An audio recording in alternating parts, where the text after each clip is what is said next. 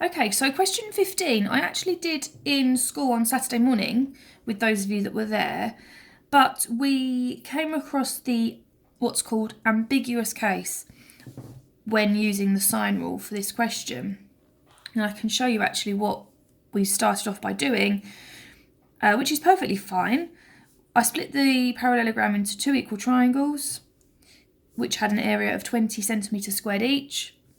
And I then used the sign rule formula for finding the area of a triangle to work out the missing angle x.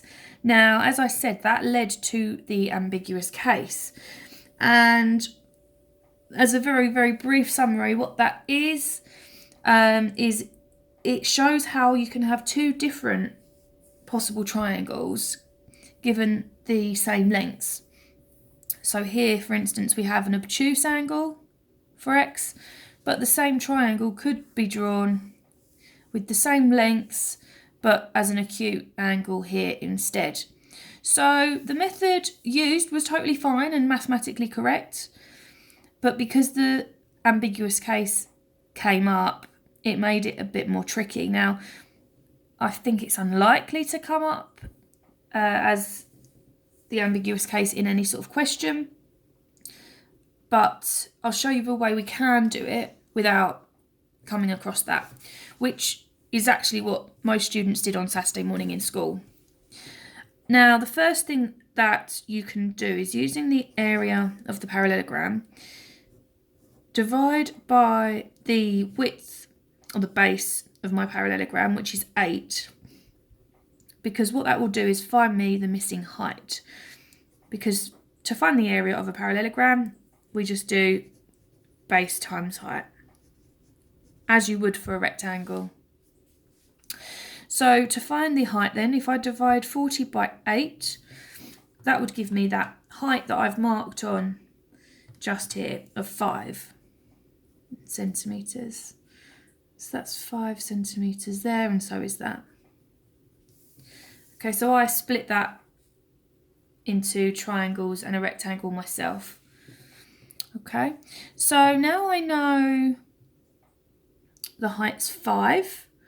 I could do a little bit to find, perhaps if I look at this triangle over here, if I find this angle of my right angled triangle here, using the lengths that I know, and I know that this is also 6, I've just copied that from here, because it's a parallelogram, they would be equal.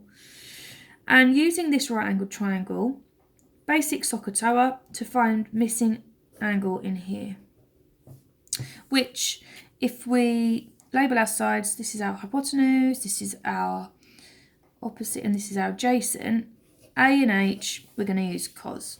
So cos, let's call it y. Cos of y is A over H.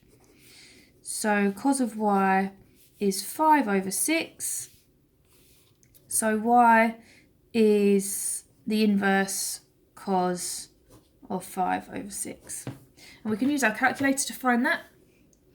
So shift cos 5 divided by 6.